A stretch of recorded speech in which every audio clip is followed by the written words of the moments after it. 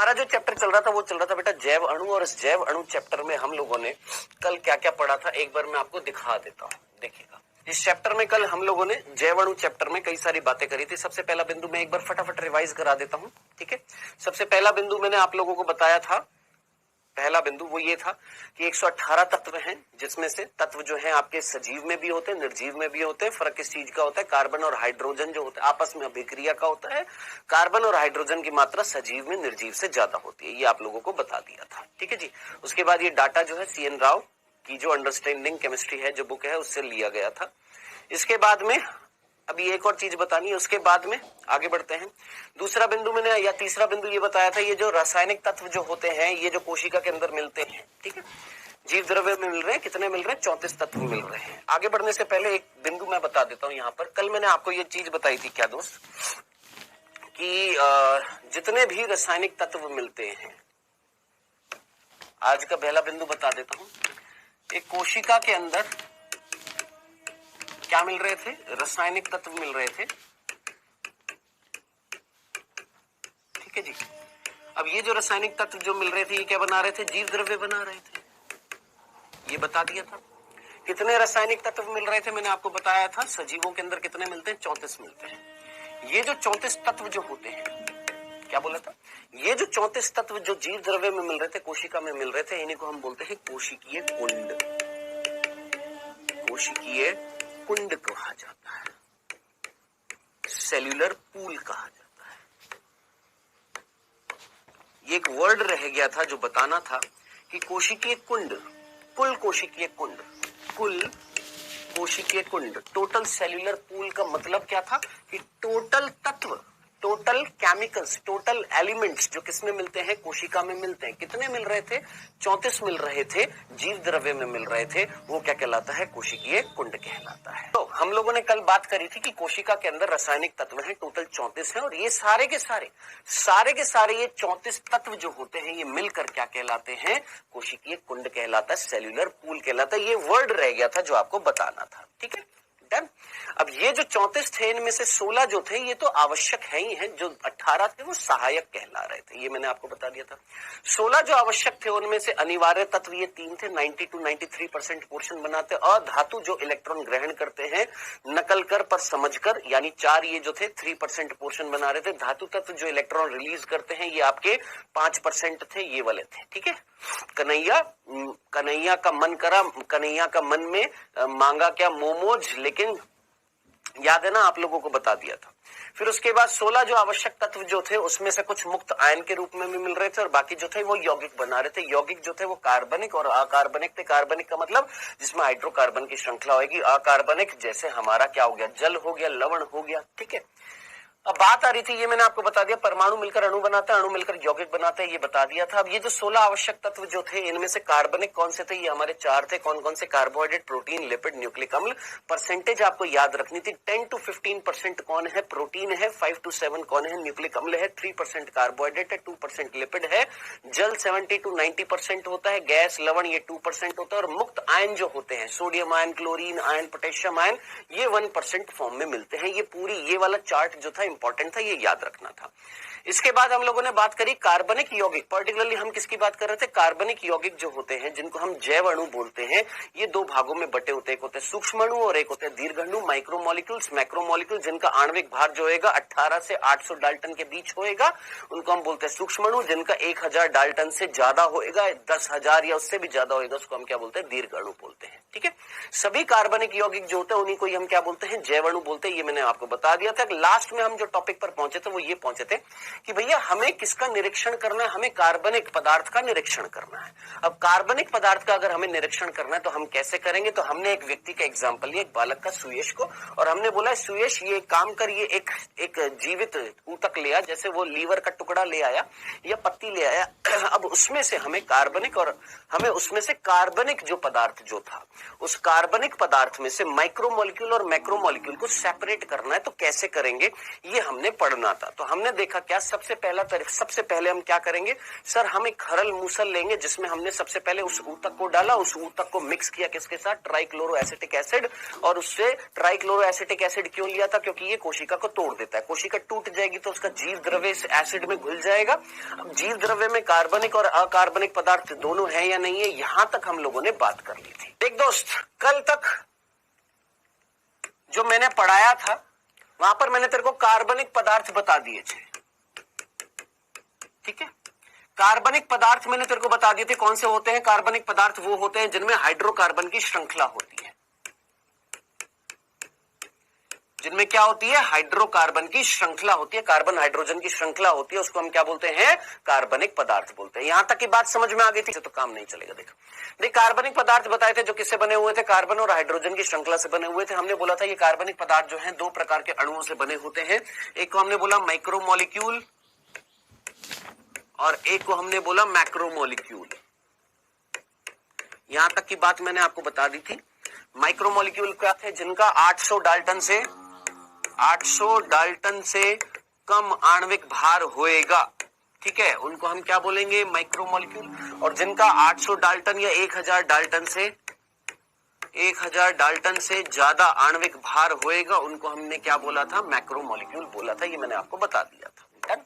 अब बात आ रही है इनका निरीक्षण कैसे करेंगे, इनका परीक्षण कैसे करेंगे, ये वाली बात आ रही थी कि कैसे पता लगाएंगे कि कहां पर किस तरीके से माइक्रोमोलिक्यूल को मैक्रोमोलिक्यूल से सेपरेट कर सकते हैं, वो कैसे पता लगाएंगे। तो हमने हमारे पास निरीक्षण का जो तरीका जो था उसमें हमने क्या लिया, हमने एक जीवित या सजीव का ऊतक लिया, ठीक है। अब जैसे हमने लीवर का एक टुकड़ा ले लिया था, लीवर है ना, यकृत का एक टुकड़ा लिया, उस टुकड़े को हमने किसमें डाला, खरल मूसल, मैंने आपको बता दिया था। इस तरीके से हमारे पास मोर्टार थी, ठीक है, जिसके अंदर हमने क्या डाल रखा था, ट्राइक्लोरो एसिटिक एसिड डाल रखा था। इस ट्राइक्लोरो एसिटिक एसिड के अंदर हमने उस ऊतक को ले लिया या उस अंग को ले लिया। लेने के बाद हमने इसको क्या किया था, पीसा। और पीसने के बाद में क्या बन गया था सर, सीधी सी बात है, पीसने के बाद में कहीं ना कहीं एक चटनी सी बन गई थी, जो मैंने आपको कल बता दिया था। ये इस तरीके से चटनी जो बनी थी, इस चटनी को हमने क्या बोला था, करदम बोला था। अब ये जो चटनी, ये जो करदम जो थी, जिसको हम अंग्रेजी में स्लरी कहते हैं, इस स्लरी में क्या मिल रहा था, मैंने आपसे सीधा सीधा पूछा था और आपने लास्ट में जाते जाते बताया था कि सर इसमें एक तो एसिड मिल रहा है क्या मिल रहा है, जरा सोच, इसमें एसिड मिल रहा है या नहीं मिल रहा, जरा दिमाग लगा फटाफट, क्या इसमें एसिड मिल रहा है या नहीं मिल रहा है। सर ये तो पढ़ा दिया, इसमें एसिड मिल रहा है। और क्या मिल रहा था एसिड के साथ साथ, क्या यहाँ पर जल होगा। सोच, कोशिका का जीव द्रव्य का 70 to 90% पोर्शन कौन बनाता है, जल बनाता है। क्या जल मिलेगा, हाँ सर जल मिलेगा। और क्या मिलेगा, क्या कार्बनिक पदार्थ मिलेंगे या नहीं मिलेंगे, ये सर कार्बनिक पदार्थ भी मिलेंगे, कार्बनिक पदार्थ भी मिलेंगे। और क्या अकार्बनिक पदार्थ भी मिलेंगे या नहीं मिलेंगे, सर अकार्बनिक पदार्थ भी मिलेंगे। तो ये सारी की सारी चीजें किसमें मिल रही थी, ये जो इस तरीके से ये जो चटनी सी बन गई थी, इसमें ये सारी की सारी चीजें मिल रही थी। अब इसका अगला स्टेप क्या होएगा, यहां से आज स्टार्ट करना था। अगले स्टेप में हम क्या लेंगे, एक कपड़ा लेंगे अगले स्टेप में हम क्या लेते हैं, कपड़ा लेते हैं, ठीक है। अगले स्टेप में हम क्या लेते हैं, इस तरीके से एक कपड़ा लेते हैं और उसको इस तरीके से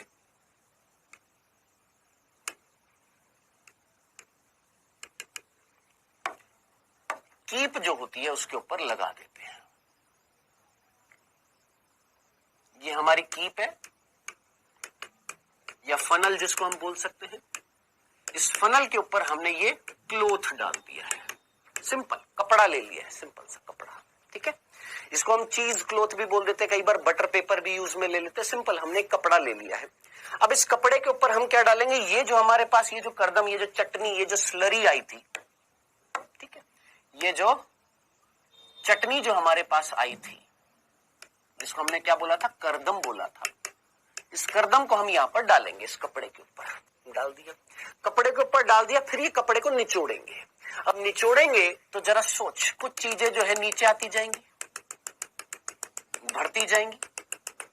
अब जरा सोच, जो छनेगा, जो नीचे कपड़े से छनकर नीचे आएगा, इमेजिन कर, क्या वो छोटे अणु होंगे या बड़े अणु होंगे। सिंपल सी बात है, सिंपल सा क्वेश्चन मैं पूछ रहा हूं। सिंपल सी चीज मैं पूछ रहा हूं, जो नीचे छनेगा उस छन्ने में क्या आएगा, जरा सोच। को लिक्विड आएगा या नहीं आएगा, पहला तो क्वेश्चन मेरा ये है। जो यहां से इस चटनी में से, इस करदम में से, ये जो चटनी, ये जो पेस्ट बना था, पेस्ट एक तरीके से बोल सकते हैं, पेस्ट समझ में आता है ना, है ना। ये जो पेस्ट, ये जो करदम, ये जो गाढ़ा मटेरियल जो बन चुका है, इसमें जब इसको हम छानेंगे, कपड़े में डालेंगे, उसके बाद, अरे भैया जलेबी तलते हुए देखा है तुमने? जलेबी बेसन में, बेसन को पानी में हिला देते हैं, फिर कपड़े में डालते हैं, फिर निचोड़ते हैं, फिर ऐसे ऐसे घुमाते हैं तो नीचे आती है ना। बस उसी तरीके से आपने करदम को इस कपड़े में डाला, कपड़े को निचोड़ा, कपड़े को निचोड़ेंगे तो नीचे जो आएगा, क्या वो लिक्विड होएगा या नहीं होएगा? हाँ सर, वो लिक्विड होएगा। अब जरा सोच, इस लिक्विड में क्या होएगा? सोच, यहां पर लिक्विड क्या था? क्या एसिड और जल, क्या ये लिक्विड है या नहीं है? हाँ सर, तो यहां पर क्या होएगा सर? अम्ल भी होगा और जल भी होगा, अम्ल भी होगा और जल भी होगा, दोनों चीजें होंगी। ठीक है जी, अम्ल भी नीचे आ गया है, जल भी नीचे आ गया। ठीक है जनाब, दोनों चीजें नीचे आ गई। अब आप मुझे बताइएगा, हम तो ये पता करना चाहते थे दोस्त, हमें किस चीज के बारे में निरीक्षण किसका करना था, हमें किसका एनालिसिस करना था? सर हमें कार्बनिक पदार्थ का पता लगाना था। हमें तो बस पता लगाना है कार्बनिक पदार्थ का। कार्बनिक पदार्थ में एक तो सूक्ष्म अणु का, और किसका पता लगाना है? दीर्घ अणु का पता लगाना है। हमें तो इनका पता लगाना है, सूक्ष्म अणु और दीर्घ अणु का। तो हमने क्या किया दोस्त, हमने जब नीचे छाना, तो अब जरा सोच, खुद सोच, सूक्ष्म अणु और दीर्घ अणु में, सूक्ष्म अणु अगर ये है तो दीर्घ अणु ये है, कौन नीचे छनेगा? जरा दिमाग लगा, नीचे कॉमन सेंस लगा। इस छलनी से, ये जो कपड़े से जो छन कर नीचे जो पदार्थ आएगा, उसमें कौन होंगे? सूक्ष्म अणु होंगे या दीर्घ अणु होंगे? सिंपल सा आंसर मैं तुमसे पूछना चाहता हूं, छोटे अणु होंगे कि बड़े अणु होंगे? सिंपल सर, यहां पर कौन होंगे सर? सूक्ष्म अणु होंगे। कौन होंगे? सूक्ष्म अणु होंगे। तो दीर्घ अणु कहां रह जाएंगे सर? दीर्घ अणु यहीं पर रह जाएंगे, नहीं छनेंगे। कौन रह जाएंगे यहां पर? दीर्घ अणु। तो बड़े अणु जो है वो नहीं छने, छोटे अणु जो है छन गए हैं, सूक्ष्म अणु जो है वो छन गए हैं। अब मेरा अगला सवाल ध्यान से सुन, और थोड़ा सा एक और चीज, तेने अकार्बनिक पदार्थ भी था। अब अकार्बनिक पदार्थ के अंतर्गत कौन आते थे? याद कर, जल्दी से फटाफट दिमाग पर जोर डाल। अकार्बनिक पदार्थ में कौन कौन आता था? जल्दी से सोच। अकार्बनिक पदार्थ में जल आता था, क्या जल अकार्बनिक है कि नहीं है? हाँ सर, जल अकार्बनिक है। और कौन आता है अकार्बनिक में? जरा फटाफट सोच। अकार्बनिक में जल भी आता, और क्या आया था? लवण आए थे। हाँ सर, लवण भी आते हैं। और क्या आते हैं? आयन भी आते हैं। ठीक है, अब ये जो लवण आयन जो होते हैं, इनका आकार भी बहुत छोटा होता है दोस्त। तो सोच, यहां पर इसमें लवण भी होंगे, आयन भी होंगे, सूक्ष्म अणु भी होंगे, जल भी होएगा। तो ऊपर क्या रह गया? केवल और केवल कौन रह गए हैं? दीर्घ अणु रह गए हैं। Sodium ion, potassium ion, chlorine ion, ये भी सारे के सारे नीचे आ गए हैं, यानी आयंस भी आ गए, सोडियम क्लोराइड, लवण भी आ गए हैं, सूक्ष्म अणु भी आ गए हैं। ऊपर कौन नहीं छना? जो बड़े बड़े अणु होंगे, कौन? दीर्घ अणु, ये ऊपर रह गए हैं। अब मेरा सीधा सीधा सवाल आप सभी बच्चों से, दिमाग लगाइए और सोचिए, ये जो नीचे ये जो छना है, ये जो नीचे छना है, ये सब कुछ जो नीचे आया है, ये जो सब कुछ जो नीचे आया है, ये सब कुछ कौन कौन आया है गुरु? जो नीचे आया है सर, सूक्ष्म अणु आए हैं। और कौन आए हैं सर? लवण आए हैं, आयन आए हैं, अकार्बनिक पदार्थ आए हैं। अब आप मुझे बताइए, क्या ये सारे के सारे अम्ल विलय कहलाएंगे कि अविलय कहलाएंगे? अम्ल में घुलनशील कहलाएंगे कि अघुलनशील कहलाएंगे? जल्दी से सोच। ये जो नीचे छनकर आए हैं, क्या ये अम्ल में घुलनशील थे कि अघुलनशील थे? एसिड में सॉल्यूबल थे कि इनसॉल्यूबल थे? अरे भैया, अम्ल नीचे आया है तो अम्ल में घुलकर आए हैं ना, तो ये सारे के सारे क्या कहलाएंगे? अम्ल विलय कहलाएंगे। और जो नहीं छना वो क्या कहलाएगा? अम्ल अविलय कहलाएगा। एसिड इनसॉल्यूबल, और ये क्या कहलाएंगे? Acid soluble. डन, इतनी सी बात समझ में आ गई है, क्लियर है? अब आपका अगला प्रश्न, सर ये जो नीचे जो सब कुछ छनकर आ गया है, ये जो पदार्थ जो नीचे, ये जिसमें अम्ल भी है, जिसमें जल भी है, जिसमें सूक्ष्म अणु भी है, जिसमें अकार्बनिक पदार्थ भी है, लवण भी है, आयन भी है, ये सब कुछ क्या कहलाएगा? तो ये जितना भी मटेरियल जो नीचे है, जो छन कर आया है, ये सारा का सारा क्या कहलाता है? निस्यंद कहलाता है, फिल्ट्रेट कहलाता है। इस सारे मटेरियल को क्या बोलते हैं? निस्यंद बोलते हैं। और जो ऊपर रह गया, कौन ऊपर रह गया सर? दीर्घ अणु ऊपर रह गए, जो किसमें घुले हुए नहीं थे? अम्ल में घुले हुए नहीं थे। ये क्या कहलाते हैं सर? इन सब को बोला जाता है, याद रखना, धारित, रेटेंटेट।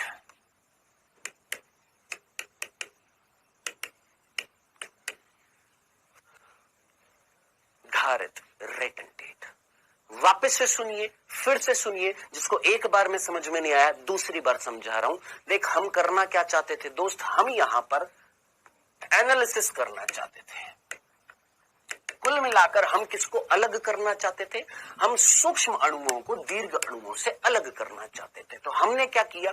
हमने एक जीवित ऊतक ले लिया या एक सजीव का ऊतक ले लिया। जैसे हमने कोई भी टुकड़ा ले लिया, हृदय ले लिया, दिमाग ले लिया, कुछ भी ले लिया, कोई भी सजीव का एक अंग ले लिया, ऊतक ले लिया, पत्ती ले ली, ठीक है, डाल दिया किसमें? ट्राइक्लोरो एसिटिक एसिड में डाला, पीसा। तो जब पीसेंगे, उसको पीसेंगे तो कोशिका रप्चर हो जाएगी, टूट जाएगी। कोशिका टूटेगी, तोड़ने के लिए ये एसिड जरूरी था। कोशिका टूटेगी तो उसका जीव द्रव्य यहां पर घुल जाएगा। किसमें घुलेगा? इस एसिड में है। अब जरा सोच, ये क्या रह गया? ये जो पेस्ट बनेगा, इसका नाम क्या था? कर्दम था, जिसमें जल भी है, एसिड भी है, कार्बनिक अकार्बनिक पदार्थ भी है। डन। हमने इस कर्दम को, ये जो पेस्ट बना था जिसको हमने कर्दम बोला, इसको हमने एक कॉटन के कपड़े के ऊपर डाला और उसको निचोड़ा तो नीचे क्या आ जाएगा सर? अम्ल आएगा, जिसमें जल भी है, जिसमें अकार्बनिक पदार्थ, जल अकार्बनिक पदार्थ है, लवण भी है, आयन भी है, और साथ साथ सूक्ष्म अणु भी आ जाएंगे, क्योंकि छोटे होंगे छन जाएंगे, नीचे आ जाएंगे। जो बड़े अणु होंगे वो नहीं छन रहे, वो ऊपर ही रह गए, उनको वो किसमें है? अम्ल में अघुलनशील होते हैं। याद रखना, जो बड़े अणु होते हैं वो अम्ल में अघुलनशील होते हैं, और जो छोटे अणु थे वो अम्ल में घुलनशील नहीं थे, वो नीचे आ जाएंगे, अम्ल के साथ आ जाएंगे। इतनी सी बात थी। जो नीचे छन गया उसको हमने बोला निस्यंद, जो नहीं छना उसको हमने बोल दिया धारित। अब आपसे सीधा प्रश्न पूछा जाएगा, बताइए धारित में क्या होता है? जी, तो सीधा क्वेश्चन था कि धारित जो होता है उस धारित में क्या था? याद रखना। निस्यंद जो था उस निस्यंद में क्या था? ये याद रखना है। जनाब, इतनी सी बात समझ में आ गई है? क्या आपने यहाँ पर सूक्ष्म अणु को दीर्घ अणु से सेपरेट कर दिया?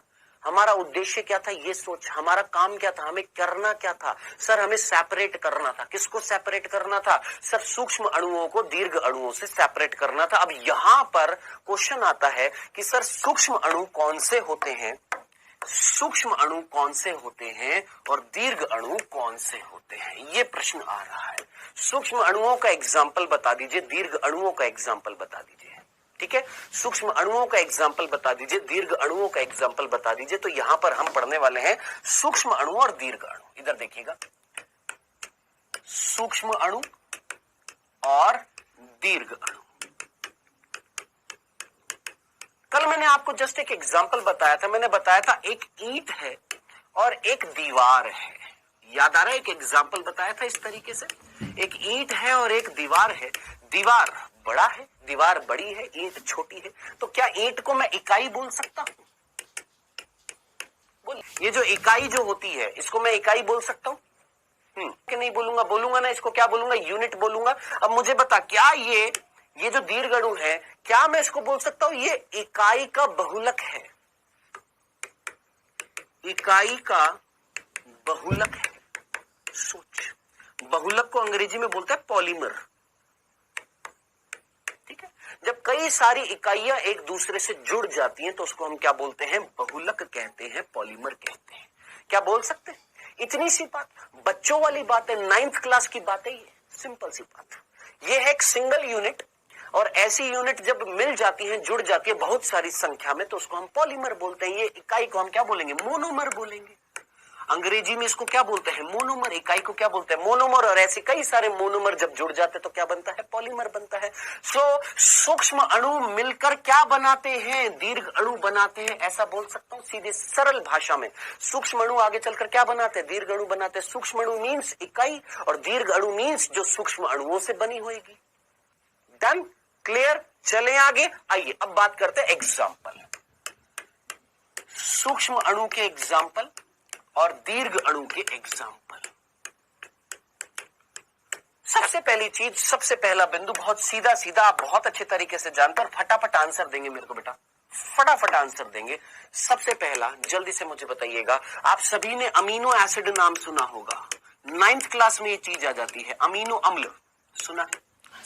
अगर मैं अमीनो अम्ल को इस तरीके से बिंदु के रूप में डिनोट कर रहा हूं, बिंदु के रूप में दर्शा रहा हूं, तो जरा सोच, ऐसे कई सारे बिंदु, ऐसे कई सारे अमीनो एसिड, ऐसे कई सारे अमीनो एसिड आपस में जुड़ जाते हैं। ऐसे कई सारे अमीनो एसिड आपस में जुड़ जाते हैं और जुड़कर इस तरीके से जो संरचना बनती है उसका नाम है प्रोटीन। डन? तो अब आप मुझे बताइएगा, अमीनो अम्ल क्या बना रहे थे? प्रोटीन बना रहे थे। तो प्रोटीन क्या? सर प्रोटीन दीर्घ अणु हो गया। और अमीनो अम्ल क्या? अमीनो अम्ल सूक्ष्म अणु हो गया। तो प्रोटीन की इकाई कौन है? सर प्रोटीन की जो यूनिट है वो कौन है? अमीनो एसिड है। इतनी सी बात, इतनी सी बात समझ में आ गई है? इसमें कोई कंफ्यूजन किसी को? हाँ जी, यहां तक की बात समझ में आ गई है? इसमें किसी को कोई कंफ्यूजन? अमीनो एसिड मिलकर क्या बनाते हैं? प्रोटीन बनाते हैं। तो आपसे कोई पूछे प्रोटीन क्या है, आप सीधा बोलेंगे दीर्घ अणु है। अमीनो अम्ल क्या है? अमीनो अम्ल सूक्ष्म अणु है। डन डना डंडन। दूसरी बिंदु आ जाओ। आप सभी ने ग्लूकोज नाम सुना था? हाँ सर ग्लूकोज नाम सुना था। याद आ रहा है? हाँ सर। ग्लूकोज याद आ रहा है? हाँ सर। अब मैंने बोला था एक ग्लूकोज C6H12O6 है ना, इसको मैं एक बिंदु के रूप में क्या कर रहा हूं? दिखा रहा हूं। ये है ग्लूकोज। अब ऐसे लगभग 6000 ग्लूकोज की एक सीधी श्रृंखला। कितने? इस तरीके से लगभग 6000 ग्लूकोज की एक सीधी श्रृंखला है। कितने? इस तरीके से 6000 ग्लूकोज की एक सीधी श्रृंखला है। याद करें 6000 से लेकर लगभग 10-11 हजार की सीधी श्रृंखला जो होती है इसका नाम होता है सेल्यूलोज। तब आप मुझे बताओ, क्या सेल्यूलोज दीर्घ अणु है या सूक्ष्म अणु है? ग्लूकोज एक दीर्घ अणु है कि सूक्ष्म अणु है? शायद आपको एग्जांपल से समझ में आ गया। ग्लूकोज एक इकाई है जबकि सेल्यूलोज क्या? इकाइयों का बहुलक है। डन? अब इनको बोलते क्या है? तो बेटा ग्लूकोज जो होता है, ये जो होती है शर्करा होती है, ये क्या होती है? शुगर होती है। इनको हम बोलते हैं मोनोसेकेराइड। क्या बोलते हैं? मोनोसेकेराइड।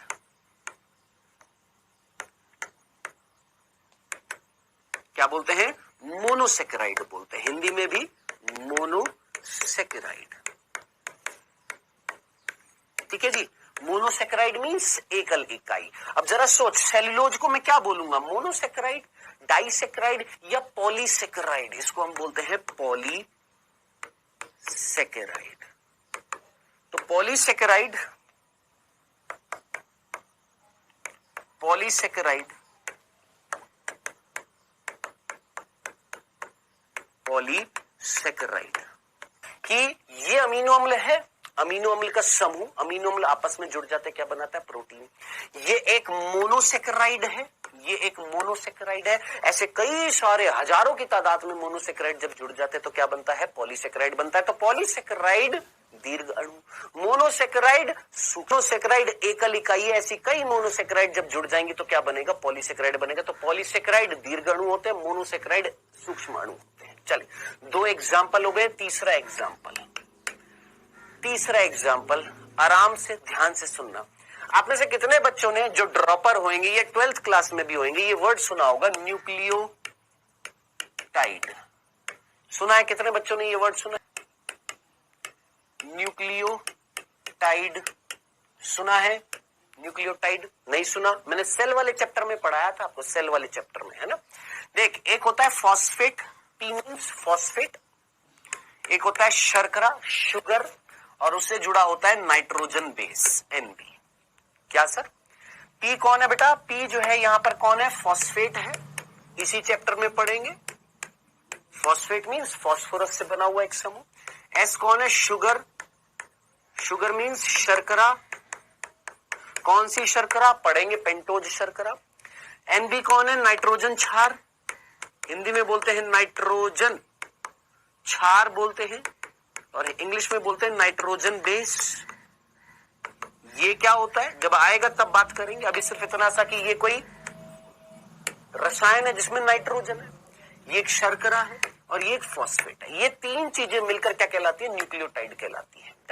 अब अगर ये न्यूक्लियोटाइड आपस में जुड़ जाए, ये न्यूक्लियोटाइड अगर आपस में जुड़ जाए, क्या बोला हमने? ये न्यूक्लियोटाइड अगर आपस में जुड़ जाए, कैसे sir? P S N B, P S N B, P S N B, P S N B. सोच, ये कौन था? जरा दिमाग लगा, फटाफट जल्दी से सोच।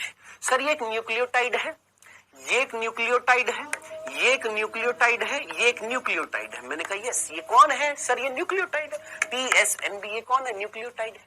अब अगर ये न्यूक्लियोटाइड आपस में जुड़ जाए, ये आपस में जुड़ जाए, जुड़ गए, देख तेरे सामने जुड़ रहे, ये अगर आपस में जुड़ जाए तो क्या एक बहुलक बन रहा है? सोच, किसका बहुलक बनेगा? किसका पॉलीमर बनेगा? ये इकाई थी, ये एक इकाई है, एक यूनिट है। अब ऐसी कई सारी न्यूक्लियोटाइड अगर जुड़ जाती है तो जो संरचना बनती है उसका नाम क्या होता है? उसको हम बोलते हैं न्यूक्लिक अम्ल, न्यूक्लिक एसिड। ठीक है, क्या बोलते हैं? न्यूक्लिक एसिड बोलते हैं। अब ये न्यूक्लिक एसिड दो प्रकार के होते हैं, एक का नाम होता है डीएनए, एक का नाम होता है आरएनए। इसी चैप्टर में डिटेल में पढ़ेंगे, इसी चैप्टर में डिटेल में पढ़ेंगे। अभी सिर्फ एक तरीके से ट्रेलर देख रहे हैं इस चैप्टर का कि न्यूक्लियोटाइड मिलकर क्या बनाते हैं? न्यूक्लिक एसिड बनाते हैं। तो आपसे कोई पूछे न्यूक्लिक एसिड जो है क्या वो दीर्घ अणु है कि सूक्ष्म अणु है? तो आप बोलेंगे न्यूक्लिक है। तो आपसे कोई पूछे न्यूक्लिक एसिड जो है क्या वो दीर्घ अणु है कि सूक्ष्म अणु है? तो आप बोलेंगे न्यूक्लिक अम्ल जो होता है वो एक दीर्घ अणु होता है, जबकि न्यूक्लियोटाइड जो होते हैं वो क्या होते हैं? सूक्ष्म अणु होते हैं। तो सूक्ष्म अणु के 3 एग्जाम्पल और दीर्घ अणु के 3 एग्जाम्पल। सबसे पहला हमने बोला अमीनो एसिड जो है वो कौन है? सूक्ष्म अणु है, जो क्या बनाता है सर? प्रोटीन बनाता है, ये पहला एग्जाम्पल। दूसरा, मोनोसेक्राइड सूक्ष्म अणु है जो क्या बनाते हैं? पॉलीसेक्राइड बनाते हैं, ये दूसरा एग्जाम्पल। तीसरा, न्यूक्लियोटाइड सूक्ष्म अणु है जो क्या बनाते हैं? न्यूक्लिक अम्ल बनाते हैं। न्यूक्लिक अम्ल क्या है? आपका दीर्घ अणु है और ये क्या है? सूक्ष्म अणु है। यहां तक की बात तो समझ में आ गई। अब आप मुझे बताइए, हमने कार्बनिक पदार्थ कितने पढ़े थे? जरा सोचो, मैंने आपको कार्बनिक पदार्थ कितने बताए थे? कितने कार्बनिक पदार्थ थे? जरा जल्दी से मुझे बताइएगा। 4 थे। कितने थे? 4 प्रकार के आपके क्या थे? 4 प्रकार के आपके क्या थे? 4 थे ना। कौन थे? प्रोटीन, कार्बोहाइड्रेट, लिपिड और न्यूक्लिक अम्ल। जिसमें से प्रोटीन कौन? दीर्घ अणु। कार्बोहाइड्रेट में पॉलीसेकेराइड कौन? दीर्घ अणु। आपका न्यूक्लिक अम्ल में कौन? दीर्घ अणु। अब आप मुझे बताइए, मैं आपसे प्रश्न पूछ रहा हूं, जरा जल्दी से मुझे बताइएगा, ये आपको निसेंध में मिलेगा कि धारित में? दीर्घ अणु है, किसमें मिलेगा? धारित में मिलेगा। ये किसमें मिलेगा? निसेंध में मिलेगा। ये जो पॉलीसेकेराइड है ये कहां पर मिलेंगे सर? ये धारित में मिलेंगे। ये सारे के सारे कहां पर मिलेंगे दोस्त? ये सारे के सारे किसमें मिलेंगे? धारित में मिलेंगे। और ये सारे के सारे किसमें मिलेंगे? निसेंध में मिलेंगे। डन? क्लियर? इतनी सी बात समझ में आ गई है। अब आप मुझे बताइएगा, लॉजिकली थोड़ा सा सोच समझ कर मुझे बताइएगा। अब है सबसे इंपॉर्टेंट चौथा एग्जाम्पल। कितने एग्जाम्पल हो गए हैं? फर्स्ट, सेकंड, थर्ड, अब है 4th एग्जाम्पल। मैं आपसे पूछने वाला हूं और देखते हैं कितने बच्चे पकड़ पाएंगे।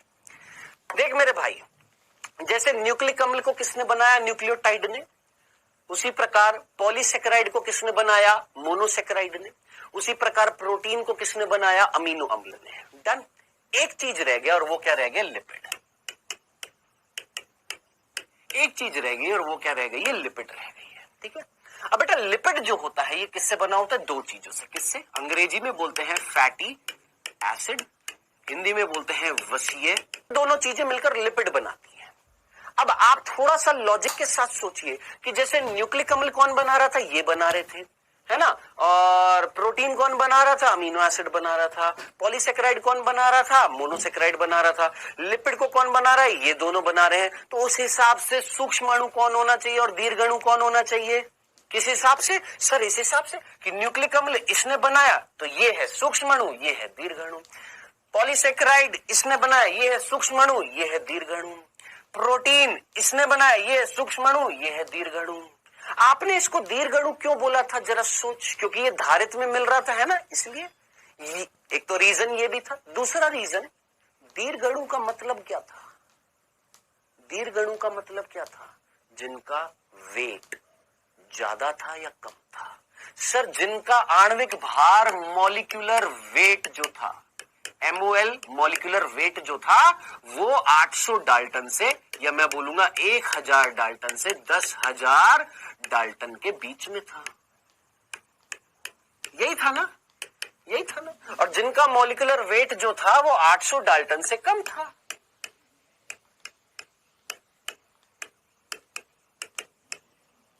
यही था ना बिंदु, है ना, है ना, है ना। यानी अब आपसे मैं अगर पूछूं प्रोटीन का मॉलिक्यूलर वेट, प्रोटीन का मॉलिक्यूलर वेट 800 डाल्टन होगा, 800 डाल्टन से ज्यादा होएगा, ज्यादा होएगा।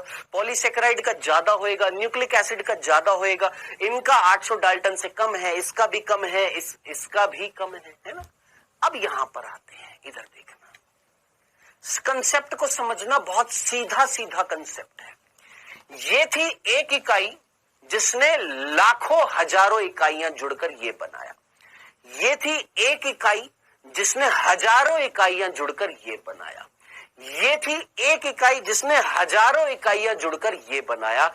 ये थी एक एक इकाई जिन्होंने सिर्फ इन दोनों ने जुड़कर लिपिड बनाया। लिपिड केवल 2 इकाइयों से मिलकर बना हुआ है। इसका आणविक भार 800 डाल्टन से कम होता है। अब मुझे बता, सोच समझकर मुझे बता, क्या ये सूक्ष्म अणु है और ये दीर्घ अणु है? नहीं भैया, ये टोटल सब कुछ क्या है, सूक्ष्म अणु है। ये सब कुछ क्या है, सूक्ष्म अणु की श्रेणी में आते हैं। बोलिए, समझ में आया? आया? ध्यान से सुनेगा तो आएगा, नहीं सुनेगा तो कुछ समझ नहीं आएगा। एक बार वापस से रिपीट कर देता हूं फिर से। सोच, ये तेरे पास एक बॉल है, ये तेरे पास एक बॉल है, यहां पर तेरे पास हजारों बॉल है, 1000 बॉल है। ये तेरे पास एक बॉल है और यहां तेरे पास 1000 बॉल है। ये सूक्ष्म अणु, ये दीर्घ अणु, ये अमीनो एसिड, ये प्रोटीन, ये मोनोसेकेराइड, ये पॉलीसेकेराइड, ये न्यूक्लियोटाइड, ये न्यूक्लिक अम्ल। डन। अब मैंने तेरे से कहा ये 2 बॉल है और ये 2 बॉल्स जुड़कर सिर्फ इस तरीके से संरचना बना दी। अब मुझे बता, क्या ये तेरा दीर्घ अणु कहलाएगा? क्या नहीं, ये अभी भी सूक्ष्म अणु कहलाएगा। यानी लिपिड जो होते हैं बेटा, इनका भार जो होता है 800 डाल्टन से कम होता है। कई बच्चे इसको गलत तरीके से सोच लेते हैं, क्या कि अगर इसको इसने बनाया तो ये सूक्ष्म, ये दीर्घ, इसको इसने बनाया, ये सूक्ष्म, ये दीर्घ, इसको इसने बनाया, ये सूक्ष्म, ये दीर्घ, तो उस हिसाब से इसका सोच लेते कि इसको इन दोनों ने बनाया तो ये सूक्ष्म, ये दीर्घ। अरे मेरे भाई, ये हजारों की तादाद में नहीं जुड़ रहे हैं, ये सिर्फ एक ये या 2 ये एक ये या 3 ये एक ये जुड़कर क्या बना रहे हैं, एक लिपिड का अणु बना रहे हैं जिसका आणविक भार जो है 800 डाल्टन से कम है।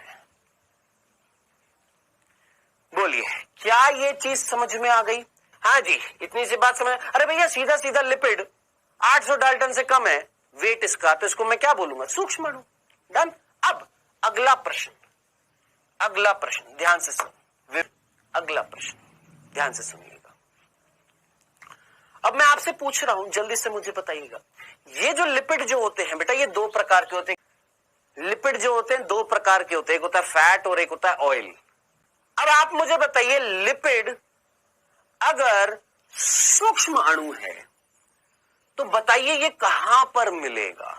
सूक्ष्म लिपिड जो है सूक्ष्म अणु है, बताइए फटाफट, ये लिपिड अगर सूक्ष्म अणु है तो ये आपको कहां पर मिलेगा? निस्सेंध में मिलेगा कि धारित में मिलेगा? आप तो यही आंसर देंगे, सर हमने अभी अभी यही तो पढ़ा था। सर जो निचुड़कर नीचे आ जाएगा, कौन निचुड़कर नीचे आ जाएगा? सर सूक्ष्म अणु निचुड़कर नीचे आ जाएंगे। सर सूक्ष्म अणु के एग्जाम्पल हमने अमीनो अम्ल देखा, मोनोसेकेराइड देखा, न्यूक्लियोटाइड देखा, और लिपिड भी सूक्ष्म अणु है। मैंने कहा उस हिसाब से सूक्ष्म अणु अगर है लिपिड तो ये भी किस में आना चाहिए था? निस्सेंध में आना चाहिए था। आना चाहिए था ना, किस में आना चाहिए था? निस्सेंध में आना चाहिए था। लेकिन याद रखना है, ये सूक्ष्म अणु होने के बावजूद ये मिलता है धारित में। क्या सर ऊपर से गया? पहले की चीज समझ में भी नहीं आ रही है। किसको? एक बालक था, उसको ये चीज समझ में नहीं आई जो ये बताइए। अब उसके बाद तो उसका माथा चकरा जाएगा कि सर अभी तो आपने बोला था कि सूक्ष्म अणु जो होते हैं नीचे निचुड़कर आ जाते हैं। मैंने कहा हाँ, सूक्ष्म अणु कौन? सर अमीनो अम्ल नीचे आ गया, आ गया। मोनोसेकेराइड आ गया, आ गया। न्यूक्लियोटाइड आ गया, आ गया। लिपिड भी तो सूक्ष्म अणु है, इसको भी नीचे आना चाहिए था, लेकिन ये नहीं आया। क्यों? क्यों सर? ये धारित में ऊपर कैसे रह गया? ये ऊपर कैसे रह गया? बहुत सीधा सीधा आंसर बताऊंगा मेरे भाई। मान ले ये वो कपड़ा है, ये वो कपड़ा है जिसमें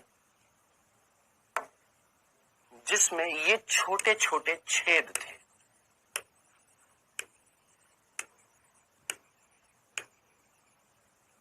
ठीक है, ये वो कपड़ा था जिसमें छोटे छोटे छेद थे। प्लीज सुन लेना, रिक्वेस्ट एक टीचर की तुम लोगों से। ये वो कपड़ा था जिसमें छेद थे। इन्हीं छेदों के नीचे से कौन आ रहा था? तुमको अच्छे से पता है इन छेदों के नीचे से कौन आ रहा था? अम्ल आ रहा था, जल आ रहा था, और उसमें जो छोटे पदार्थ होंगे वो आएंगे, है ना? है ना? कौन नीचे आ गया? सर अमीनो अम्ल आ गया था। अमीनो अम्ल नीचे आ गया क्योंकि छोटा था। ऊपर कौन रह गया? सर ये प्रोटीन था। इसको इस तरीके से दिखाते हैं। सपोज ये अमीनो अम्ल है, ये प्रोटीन है। ये अमीनो अम्ल है और ये प्रोटीन है। तो प्रोटीन कहां रह जाएगा सर? ऊपर रह जाएगा क्योंकि बड़ा है, इन छेदों से नीचे छन नहीं पाएगा। डन, ये रह गया धारित, ये हो गया निस्सेंध। पहला कंसेप्ट क्लियर? हाँ सर। नीचे जो आ गया निस्सेंध, निस्सेंध मींस फिल्ट्रेट, फिल्ट्रेट यानी जिसका फिल्ट्रेशन हो गया निस्सेंधन हो गया, और ऊपर जो धारण कर लिया यानी धारित। ठीक है, बड़ा था। चलो जी, और नीचे कौन आया था सर? और नीचे आया सर मोनोसेकेराइड। मोनोसेकेराइड, ठीक है जी, ये सर मोनोसेकेराइड था और ये पॉलीसेकेराइड है। डन, चलो सर ये पॉलीसेकेराइड हो गया, ये नीचे नहीं आ पाया। सिमिलरली और कौन नीचे आ गया सर? न्यूक्लियोटाइड आ गया। न्यूक्लियोटाइड का वेट कम है, क्यों? क्योंकि छोटा है। जबकि ये कौन है? न्यूक्लिक एसिड है। कौन है गुरु? न्यूक्लिक एसिड है। चलिए सर, इतनी सी बात तो समझ में आ गई है। जो छोटे हैं वो नीचे छन गए, जो बड़े हैं ऊपर रह गए हैं। डन, चलो जी, इसको भी हम औरों की तरह बना देते हैं ताकि कंफ्यूजन ना हो। ये हमारा प्रोटीन है। अब बात आ रही है सर, लिपिड जो था वही तो हमारा कंसेप्ट है कि सर जो लिपिड जो था वो ऊपर क्यों रह गया? जो लिपिड जो था वो ऊपर क्यों रह गया सर? लिपिड, ये भी तो लिपिड है। कंसेप्ट तो यही है कि सर ये भी तो लिपिड है। हिसाब से तो इस लिपिड को भी नीचे छन जाना चाहिए था। ये क्यों नहीं नीचे छना? लिपिड भी तो सूक्ष्म अणु है। देखिए छोटे छोटे कौन? सूक्ष्म अणु। बड़े बड़े कौन? दीर्घणु। दीर्घणु नहीं छने, कौन छन गए? सूक्ष्म अणु छन गए। बात आ रही है लिपिड छोटा था, ये क्यों नहीं छना? क्योंकि याद रखना, भूल ना जाइएगा, जल में, वाटर में इनसॉल्यूबल होता है कौन? लिपिड।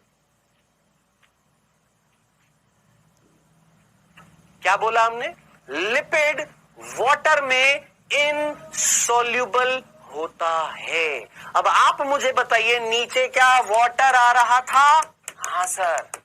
और लिपिड किस में सॉल्यूबल नहीं है, किस में नहीं घुलता? वाटर में। पहला रीजन। दूसरा, याद रखना, जब सेल टूटती है, ध्यान से सुन ले मेरी बात को, जब सेल टूटती है तो उसके प्लाज्मा मेम्ब्रेन में लिपिड होता है, उसके साइटोप्लाज्म में लिपिड होता है, और ये सारे लिपिड क्या बनाते हैं? पुट्टिका बनाते हैं। क्या क्या क्या क्या क्या? वापस से सुन। क्या? ये जब कोशिका टूटती है तो उसका जितना भी लिपिड होता है वो सारा का सारा लिपिड इस तरीके से आपस में जुड़ जाता है, कंबाइंड हो जाता है, फ्यूज्ड हो जाता है, एक दूसरे से जुड़ जाता है। तो दूर से देखने पे तो ऐसा लगेगा ना कि ये बड़ा है, लेकिन ये बड़ा नहीं है। कई सारे लिपिड एक दूसरे से फ्यूज्ड हो चुके हैं, क्योंकि वो जल में घुलनशील नहीं होते हैं, इसीलिए वो नहीं छन पाते हैं। ये था सीधा सा रीजन। तो लिपिड धारित में रह जाता है, इसके सिंपल से दो रीजन लिख देता हूं। जल में अघुलनशील होता है, पहला रीजन। दूसरा, याद रखना, क्या? ये पुट्टिकाओं का निर्माण करा देते हैं। क्या? जब कोशिका टूटती है तो लिपिड एक दूसरे के पास पास आ जाते हैं। जब कोशिका टूटती है तो लिपिड क्या करते हैं? एक दूसरे के पास पास आ जाते हैं। क्यों? क्योंकि इनको जल में नहीं घुलना, ये इनकी प्रॉपर्टी है, ये जल में नहीं घुल पाते, तो क्या आ जाते हैं? पास पास आ जाते हैं। डन। तो कोशिका जब टूटती है, याद रखना, कोशिका टूटती है तो लिपिड के अणु पास पास आ जाते हैं, लिपिड के अणु जुड़ जाते हैं।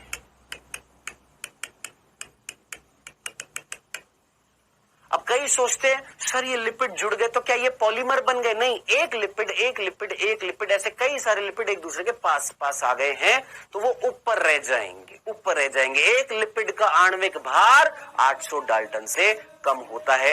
ये था रीजन जो आपको समझाना था कि लिपिड है तो सूक्ष्म अणु। क्यों? क्योंकि इनका मॉलिक्यूलर वेट, आणविक भार 800 डाल्टन से कम होता है, लेकिन फिर भी ये नीचे नहीं छनते। क्यों? क्योंकि एक तो ये जल में घुल नहीं पाते, इस वजह से एक दूसरे के पास पास आ जाते हैं, एक गुच्छा सा बना लेते हैं जो छन नहीं पाएगा, इसलिए कहां पर मिलेगा? धारित में मिलेगा। खत्म खल्लास। इतनी ही थी अपने बस की तुमको समझ। कार्बनिक पदार्थ का रासायनिक विश्लेषण किया है, ये हमारा टॉपिक था। क्या हमने यहां पर रासायनिक पदार्थ का, कौन से रासायनिक पदार्थ का, कौन से रसायनों का? कार्बनिक पदार्थ का विश्लेषण किया। क्या विश्लेषण मतलब उनका एनालिसिस किया? क्या कार्बनिक पदार्थ में सूक्ष्म अणु को दीर्घ अणु से अलग किया? कैसे किया? पूरी प्रक्रिया समझ में आ गई। अब आप कौन से पदार्थ का विश्लेषण किया? कार्बनिक के अकार्बनिक? जल्दी से हमने कौन से पदार्थ का विश्लेषण किया? कार्बनिक के अकार्बनिक। किसकी बात करी हमने यहां पर? इतनी देर से किसकी बात कर रहे हैं? सोच, इतनी देर से हम अमीनो अम्ल, protein, monosaccharide, polysaccharide, nucleotide, nucleic अम्ल, फैटी एसिड, ग्लिसरॉल मिलकर लिपिड, किसकी बात कर रहे थे? कार्बनिक, ऑर्गेनिक के इनऑर्गेनिक? सर ऑर्गेनिक की बात कर रहे थे। अब किसकी बात करेंगे? अगला बिंदु कौन सा आएगा?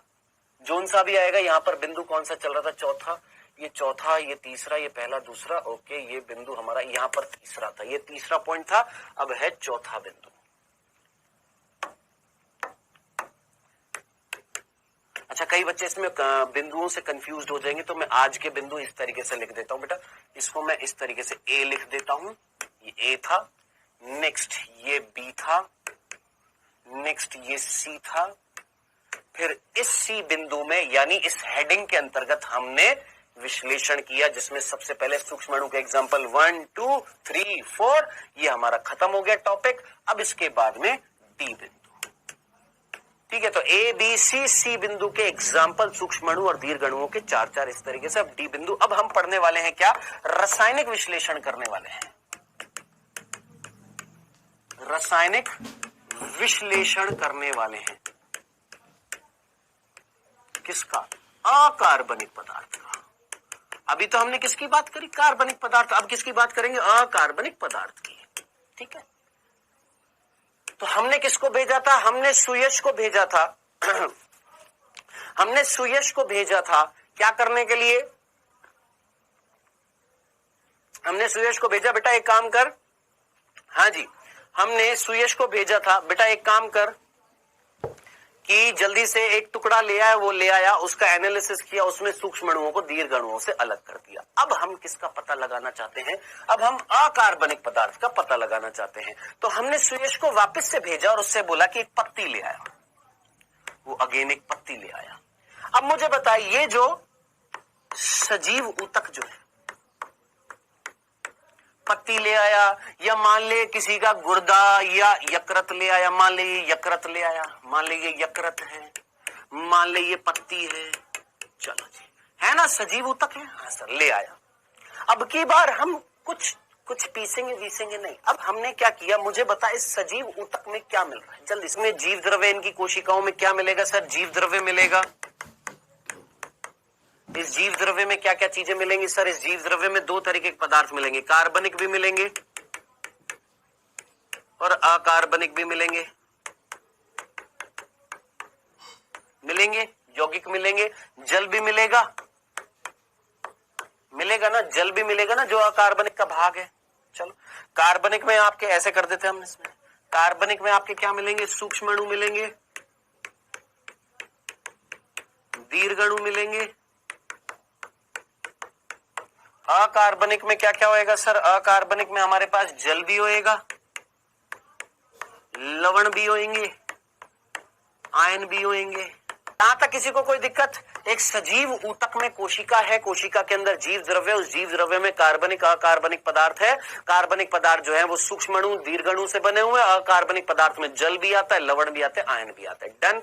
अब आप मुझे बताइएगा, सोच समझकर मुझे बताइएगा। यकृत हटा देता हूं यहां से। अभी हम किसकी बात कर लेते हैं? पत्ती की बात कर लेते हैं। किसकी? सोच, इस पत्ती का मैंने वजन किया, इस पत्ती को मैंने तोला। इस पत्ती का जब मैंने वजन किया, ये जो पत्ती जो थी, इस पत्ती का जब मैंने वजन किया, तो वो जो वजन जो आएगा, जो वेट आएगा, उस वेट में 70 to 90% या मैक्सिमम परसेंटेज किसकी होगी? सोच भाई सोच, इस पत्ती के अंदर, इस पत्ती में ये चीजें मिल रही हैं। कुल मिलाकर इधर फोकस कर, यहां पर ये चीजें मिल रही है। इस पत्ती के अंदर ये मिल रहा है, सूक्ष्म अणु भी है, दीर्घ अणु भी है, जल भी है, लवण भी है, आयन भी है। अब जरा सोच, मैक्सिमम कौन होता है? सबसे ज्यादा कौन होता है? वाटर होता है ना। तो ये जो यहां पर इस पत्ती का जो वजन आएगा, उस वजन का मैक्सिमम पोर्शन कौन बना रहा है? वाटर बना रहा है। तो ऐसे भार को मैं शुष्क भार बोलूंगा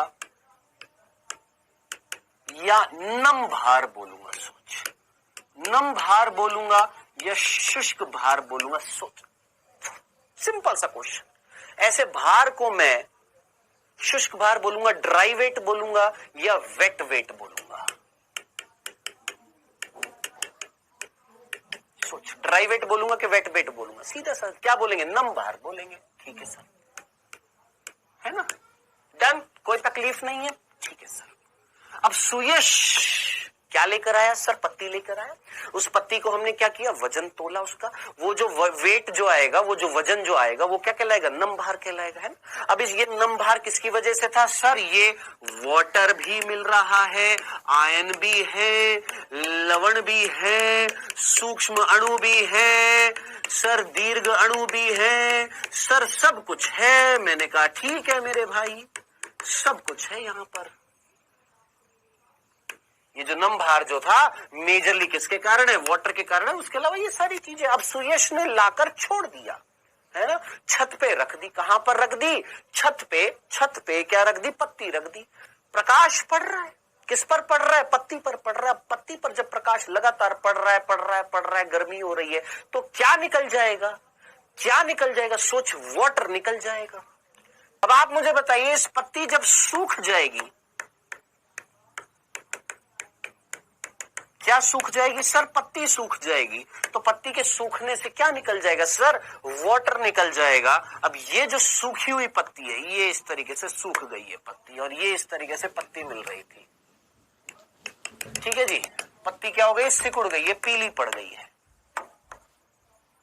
वाटर निकल गया इसका, ठीक है। अब आप मुझे बताइएगा, ये जो सूखी हुई पत्ती है, इस पत्ती का जब मैं वजन करूंगा तो उस वजन को क्या मैं नम भार बोलूंगा कि शुष्क भार बोलूंगा? जरा जल्दी से मुझे बता, फटाफट।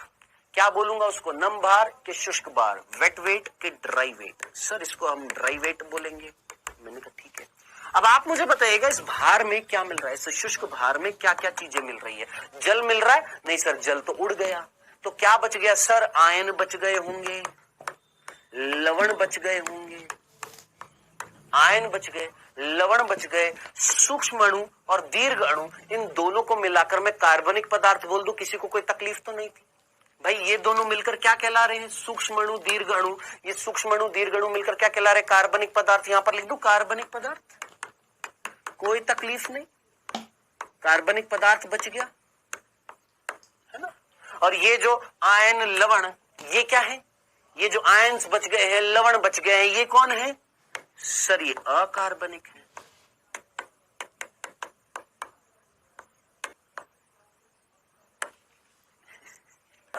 ठीक है। अब इधर देख, ये पत्ती जब सूख जाएगी तो क्या कहलाएगा? शुष्क भार कहलाएगा, ड्राई वेट कहलाएगा। उसमें क्या मिल रहा है सर? आयन मिल रहे हैं, लवण मिल रहे हैं। ये आयन और लवण जो होते हैं, ये क्या कहलाते हैं? अकार्बनिक पदार्थ कहलाते हैं। और क्या मिल रहे थे? सूक्ष्म अणु दीर्घ अणु, ये क्या कहला रहे? कार्बनिक। यानी कुल मिलाकर अब इस पत्ती के अंदर अभी भी बचा हुआ है क्या? अकार्बनिक भी है, कार्बनिक भी है।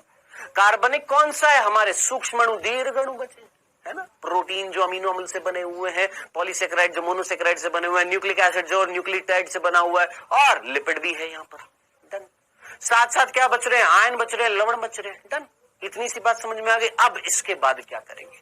अब ये जो पत्ती जो सूख गई है, सूखी हुई पत्ती को हम क्या करेंगे? हमने सुयश से बोला कि सुयश अब एक काम कर, तेरे का पीछा नहीं छोड़ेंगे। सुयश अब एक काम कर बेटा, इस पत्ती को जला डाल। दुनिया मत जला डाल, पत्ती को जला डाल। पत्ती को हम जब जलाएंगे, इस पत्ती को जब हम जलाएंगे, सुयश कुमार इतना परेशान हो गया, हमने बोला जला डाल इस पत्ती को, तो सुयश कुमार ने जला दी। हमारा बहुत ही अच्छा शिष्य है, इसने पत्ती को जला दिया। हमने कहा पत्ती जला डाल, ये ना कहा कि दुनिया जला डाल, हमने बोला पत्ती को जला डाल। इसने पत्ती को जला दिया। बोला पत्ती को जला डाल, उसने जला दिया। अब आप मुझे बताइए, केमिस्ट्री या फिजिक्स पढ़ते हैं, आप मुझे बताइएगा, कार्बनिक पदार्थ जो होते हैं और अकार्बनिक पदार्थ जो होते हैं, इनमें से अगर हम इन दोनों को अगर जलाते हैं तो कौन जलता है? आंसर बताइएगा, फटाफट आंसर बताइएगा जल्दी से। कौन बचता है? कार्बनिक पदार्थ और अकार्बनिक पदार्थ को जब हम जलाते हैं तो कौन जलता है? अरे कौन जलेगा? कौन खत्म हो जाता है? तो याद रखना, कार्बनिक पदार्थ जलता है, जबकि अकार्बनिक पदार्थ नहीं जलता। ये चीज आपको बचपन में पढ़ा दी जाती है 8th क्लास में, कि कौन जल जाता है, किसका कंबशन हो जाता है। तो याद रखना, कार्बनिक पदार्थ जल जाता है, अकार्बनिक नहीं जलता। और आपने सुना भी होगा, जब एक डेड बॉडी को जला देते हैं तो उस डेड बॉडी के अंदर सारी चीजें जल जाती हैं, अकार्बनिक पदार्थ नहीं जलते। तो अकार्बनिक पदार्थ किस रूप में रह जाते हैं? सोच, अगर हम इसको जलाएंगे तो जलाने के बाद सुयश कुमार क्या बचेगी? भस्म बचेगी बेटा, राख बचती है, भस्म। सुना है ना, भस्म। अब आप मुझे बताइए, जो भस्म जो होएगी, ये जो राख जो होएगी, इस राख में, इस भस्म में ऐश बोलते हैं, ऐश्वर्या राय नहीं, ऐश बोलते हैं। इस भस्म में, इस राख में क्या मिलेगा? जल्दी से मुझे बताइए, ये जो भस्म जो होगी, इस भस्म के अंदर क्या मिलेगा? सर इस भस्म के अंदर मिलेगा केवल अकार्बनिक पदार्थ, क्योंकि कार्बनिक पदार्थ क्या हो जाएगा? जल जाएगा। कौन जल जाएगा? कार्बनिक पदार्थ जो होता है वो जल जाता है, खत्म हो जाता है, नष्ट हो जाता है। केवल क्या बच जाता है? अकार्बनिक पदार्थ। तो वो जो भस्म होगी उसमें क्या बचेगा? अकार्बनिक पदार्थ। अब आप मुझे बताइए, हम किसका एनालिसिस करना चाहते थे? किसका विश्लेषण करना चाहते थे? सर हम अकार्बनिक पदार्थ का विश्लेषण करना चाहते हैं। अब जो इतनी सारी चीजें पड़ी हैं इनको रिवाइज कर। आज मैंने तेरे को क्या बताया? हमने बोला एक सजीव के ऊतक के अंदर कार्बनिक पदार्थ भी है, अकार्बनिक पदार्थ है। अगर हमें कार्बनिक पदार्थ का निरीक्षण करना है, विश्लेषण करना है, एनालिसिस करना है, तो कार्बनिक पदार्थ जो है वो बेसिकली दो अणुओं से बने हुए हैं। एक है सूक्ष्म अणु, एक है दीर्घ अणु। पूरी चीज रिवाइज कर रहा हूं, ध्यान से सुनना। एक है सूक्ष्म अणु, एक है दीर्घ अणु। इन दोनों को सेपरेट कैसे करेंगे? तो हमने उस ऊतक को लिया, उसको मिक्स किया। किसके साथ में मिक्स किया? ट्राइक्लोरो एसिटिक एसिड के साथ में मिक्स किया, जिसने कोशिका को तोड़ दिया, कोशिका की दीवारों को तोड़ दिया। जीव द्रव्य किस में आ जाएगा? उस एसिड में आ जाएगा। जीव द्रव्य किस में आ गया? उस एसिड में आ गया। डन डन, क्लियर है? जीव द्रव्य किस में आ गया? उस एसिड में आ गया है।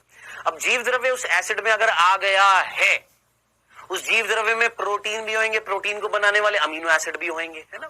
ट्राइक्लोरो एसिटिक एसिड कोशिका को तोड़ रहा है, कहीं लिपिड को नहीं तोड़ रहा कि लिपिड को तोड़ दिया, प्रोटीन को तोड़ दिया। अगर ऐसे सब चीजों को तोड़ देगा तो सब कुछ नीचे नहीं आ जाएगा क्या? सोच, कई बच्चे ऐसे कह रहे थे, सर ट्राइक्लोरो एसिटिक एसिड अगर लिपिड को तोड़ देगा या प्रोटीन को तोड़ देगा तो सब कुछ क्या बन जाएगा? आपका अमीनो एसिड बन जाएगा, तो सब कुछ नीचे आ जाएगा ना दोस्त। तो ट्राइक्लोरो एसिटिक एसिड बेसिकली कोशिका की वॉल्स को तोड़ रहा है, दीवारों को तोड़ रहा है, जिससे जीव द्रव्य बाहर आ जाएगा। अब उस जीव द्रव्य में प्रोटीन भी होएगा, अमीनो एसिड भी होएगा, लिपिड भी होंगे, आपके फैटी एसिड ग्लिसरॉल्स भी होंगे, उसमें आपके क्या बोलते हैं पॉलीसेकेराइड भी होंगे, मोनोसेकेराइड भी होंगे, न्यूक्लियोटाइड्स भी होंगे, न्यूक्लिक एसिड भी होएगा, ये सब कुछ होएगा, है ना। आपके अकार्बनिक पदार्थ भी होंगे, जल भी होएगा, ये सब कुछ होएगा। हमने उसको कॉटन के कपड़े के अंदर, ये सिंपल, हमने कपड़े के अंदर निचोड़ा तो जो नीचे आया वो क्या था? अम्ल में घुलनशील था, अम्ल में विलय था। क्या क्या मिल रहा था उसमें? अकार्बनिक पदार्थ से और मैक्सिमम कार्बनिक पदार्थ से। ये लाइन याद रख लेना क्योंकि नीट में पूछी गई है। जो नीसेंद नीचे आता है, जो नीचे कौन आता है? नीचे जो ये नीसेंद आया था, यहां पर लिख रहा हूं, ये जो नीसेंद आया था, इससे प्रश्न पूछा जाता है। इस नीसेंद में क्या मिलता है? मैक्सिमम कार्बनिक पदार्थ मिलता है। अब मैक्सिमम कार्बनिक पदार्थ का मतलब मैक्सिमम कौन मिल रहे हैं यहां पर? अधिकतम कौन मिल रहे हैं? सूक्ष्म अणु मिल रहे हैं, ज्यादा से ज्यादा सूक्ष्म अणु मिल रहे हैं। मैक्सिमम कार्बनिक पदार्थ कहां आ जाता है? नीचे आ जाता है। ये थी ये लाइन। ऊपर क्या रहेगा? ये चीजें रह गई जिसमें लिपिड है तो सूक्ष्म अणु, इसका आणविक भार तो कम होता है, लेकिन ऊपर ये क्या कर लेता है? पुट्टिका के रूप में बन जाते हैं, एक दूसरे के पास में गुच्छे के रूप में एक दूसरे से पास पास जुड़ जाते हैं। जो अम्ल में घुलनशील नहीं होते हैं ऊपर ही रह जाते हैं। इसके बाद ये था रासायनिक विश्लेषण किसका? कार्बनिक पदार्थ का। अकार्बनिक पदार्थ का रासायनिक विश्लेषण करने के लिए हमने क्या किया? हमने सिंपल एक ऊतक को लिया, उसको सुखा दिया, उसमें से पानी जो है निकल गया, तो क्या बच गया उसके अंदर? अकार्बनिक पदार्थ में आयन बच गए हैं, लवण बच गए हैं और कार्बनिक पदार्थ बच गया। फिर हमने उसको जला दिया, जलाने से क्या पैदा होगी? भस्म। कौन सी चीज जलती है? कार्बनिक पदार्थ जलता है। कौन नहीं जलता? अकार्बनिक नहीं जलता। जब नहीं जलता तो वो किस रूप में मिलेगा? भस्म के रूप में मिलेगा। अब जरा सोचे, इस भस्म में कौन है? सर अकार्बनिक पदार्थ है। हमें किसका एनालिसिस करना था? अकार्बनिक। हमें कहां मिल जाएगा? भस्म में मिल जाएगा। खत्म खल्लास। अपन पढ़ेंगे प्रोटीन पढ़ेंगे।